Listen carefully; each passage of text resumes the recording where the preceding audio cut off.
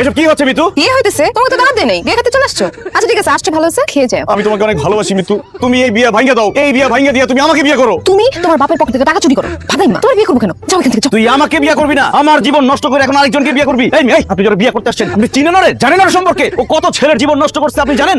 না না, আপনি সব কিছু বিশ্বাস করেন না। ও আমাকে পছন্দ করতো, ওয়ান সাইডেড লাভ। আমি ওকে ভালোবাসি না, তো এর জন্য এসব গেঞ্জাম করতেছে। ভাই আমি মোটেও মিথ্যা কথা বলতেছি না, আমি প্রমাণ হাতে নিয়ে আসছি। এই কই আপনারা আসেন, এই যে এরা সব ওর বয়ফ্রেন্ড। কথা বলেন না কেন আপনারা? বলেন। আমার লোকে 2 বছর প্রেম করছে।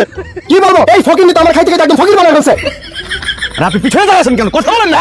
অনেকদিন প্রেম করছে, এটা কোনো কথা নাকি? হ্যাঁ, এত চিৎকার চেঁচামেচি করছো কেন? আবার চিৎকার চেঁচামেচি করবো না কেন? এই যে ছেলেগুলো দেখতেছেন, এই ছেলেগুলোর সঙ্গে মৃত্যু দিনের পর দিন প্রেম করছে। এখন এই ছেলেগুলো আছে মৃত্যুর বিয়ে মানতে।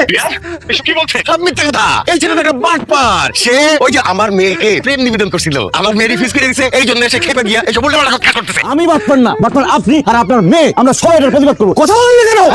ঠিক ঠিক ঠিক।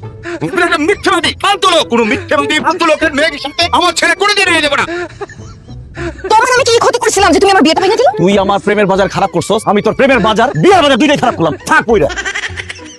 বাবা এখন কি হবে? কি করলি তুই? এরকম কেন করলি? বাবা আরেকটা ব্যাকআপ বয়ফ্রেন্ড আছে, ডাক দিব? একদম খবর দিয়ে